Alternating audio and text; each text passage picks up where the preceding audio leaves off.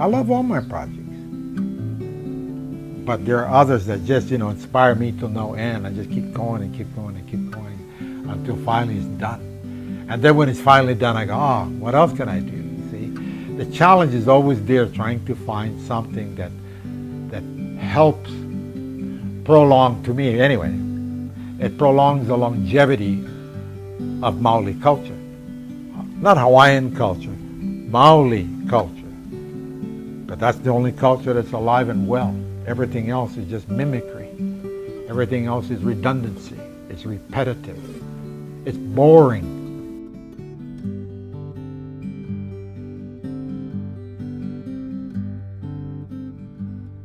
When I talk to people like David Kalama and I tell him about the things that he sees in the hula, he realizes as a master of fine arts or a recipient of fine arts degree that these are the things that he's got a question too, because he's looking through the viewfinder, he's assisting other people that helps look at the dance from many perspectives. You have to see the story first of all, the costuming secondly, the rhythm, the whole gamut, whether it's kahiko or awana, whether it's ancient or modern. You need to focus on the like they say, the devil is in the details. You need to focus on this because that's part of the language that goes with any art form. Any art form. It's just not the aesthetics. You have to see what it represents. For example, this bowl, even though it's not finished, this bowl represents a time when the chiefs would share ava. So you would pour the ava in these coconut cups for them to share. But this is during a time when things are in harmony. So this is what I see, these kinds of things. It's almost like the chalice. It's a sacred relic because it commemorates an event. It fosters a purpose behind it. It brings us to a point where this has more truth to it because it's something that we can all grasp, we can all focus on. So that's what these things remind me of in relationship to Christian relics, in relationship to Asian relics, because to me, I understand why they did that. I'm amazed at what they do. I'm amazed at the things that they continue to do. All countries have their signature, they have their stink, they have their smell to it. Only here, it is not accepted that way. But everything else is. We're just mimicking what we heard. Hearsay, storytelling, ka'ao. Not bo'olelo, not history. We're too busy learning the history. We don't want to learn those. Too many words, too many K's. They want things simple. They want spoon-fed. Well, too bad. It doesn't work like that. Every day you get up is the beginning of a chapter. Every day you get up is the beginning of a stroke on a piece of the wood. Every day you get up is that smell of the coffee in the air. That's what it is. For me, anyway. Again, for me, anyway. Everybody has their own opinion, their own views.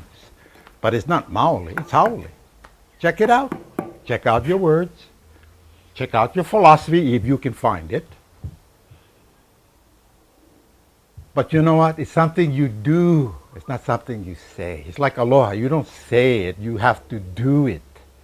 You don't say hana to say it. You have to hana to work. You have to do. As an oral traditional custom, the way this culture was put together orally, they also beefed up their cerebral capacities. They were like computers. They could remember things from day one. They lived according to nature's laws. And they themselves practiced all of the science and technology that nature allowed them to recognize, allowed them to observe, allowed them to record, allowed them to live within its boundaries. That's what Kanaka Maoli is. Our people are the ones that are suffering. Those memories that we have within our DNA, those are the ones that are suffering because these are the ones we've neglected. Those you call ancestors. Na'aumakua. Na'aumakua. Mai kapo mai. That's what generates the energy, and that's what generates me to be creative about these things that I passionately searched for, because there was no one to teach this. This is our custom and our traditions, like the Maoris, just like the Northwest Coast Indians who made totem poles. Those were their customs and traditions, while ours is just totally thrown away or left to pick up spider webs, cobwebs in the corners of museums, and are being misinterpreted. Oh, this bowl is for sorcery, Rocky. Really? What, there was a label attached to it?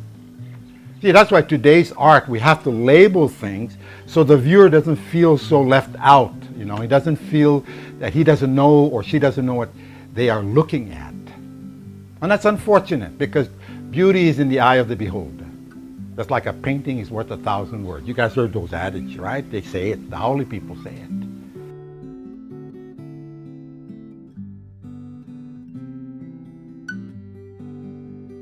Maoli is a person, someone that does Maoli things. Just like a Christian, just like a Muslim, just like a Buddhist. That's what Maoli is. And yet, we're not given that freedom. We try to assimilate some things, not all things, because some things don't work for us. It doesn't fit our DNA. This was one of them that did fit. Instinctively, I taught myself how to do this for 50 years. That's all I did. Passionately teaching myself to look at how they would do things with just a piece of wood. I feel very proud of it, as being Maoli, as being very close to something I thought did not exist, very close to something that I thought was gone forever. The philosophy is done, broken, disappeared, omitted. Now, if you can bring that back, I'd be happy, because then it would reassure me of the longevity of my passion for creating the art that only the Kanaka Maoli understood. That's how my work is reflective of that, because that's the spirit that drives me to stay alive, and that's the spirit that tells me this is the only thing that's going to tell you from the other people in the world. Because there are no more Maolis. We are it. Ya, ya, ya. He, she, or it. We are it.